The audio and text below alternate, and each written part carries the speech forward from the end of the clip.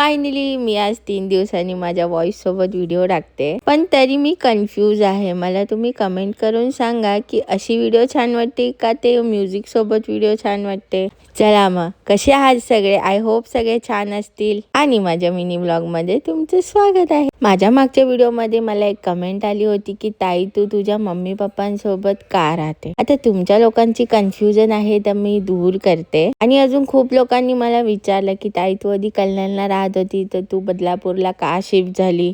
तर मी मम्मी पप्पांसोबत का राहते आणि मी बदलापूरला का शिफ्ट झाली, हे दोघांचं कारण एकच आहे. खरं कारण असं आहे की माझ्या मम्मीला अस्थमा आहे आणि माझ्या पोरीला सुद्धा अस्थमा आहे. जेव्हा ती 3 महिन्याची होती तेव्हाच आम्हाला समजलं. तेव्हापासून तिचे औषधं चालू आहे. डॉक्टर मला बोलली की 5 वर्षाची होईपर्यंत तुम्हाला तिची खूप काळजी घ्यायची आहे. तर कल्याणला मी आणि माझा हस्बंड आम्ही रेंटवर राहायचो आणि अस्थमाचा त्रास कसा असतो हे माझ्या आईला खूप चांगल्या प्रकारे माहिती. मग आईने आणि पप्पांनी असं डिसिजन घेतलं की मी एका ठिकाणी जागा घेईल. ती जागा अशी असेल का तिथे कोणाचीच किरकिर नसेल, ना गाडी असेल, ना धूर असेल, काहीच नाही. तर तशी जागा आम्ही घेतली आणि तिकडे मग घर बांधलं. आणि मग बदलापूरला एकदम गावात आम्ही शिफ्ट झालो. तुम्हाला माझ्या व्हिडिओमध्ये दिसतच असेल की मी प्रॉपर एक गावात राहते. इकडे आल्यापासून आईचा आणि माऊचा दोघांचा त्रास एकदम कमी झाला. टचवूड की त्यांना काहीच त्रास होत नाहीये. आणि डॉक्टर पण मला बोलले की माऊ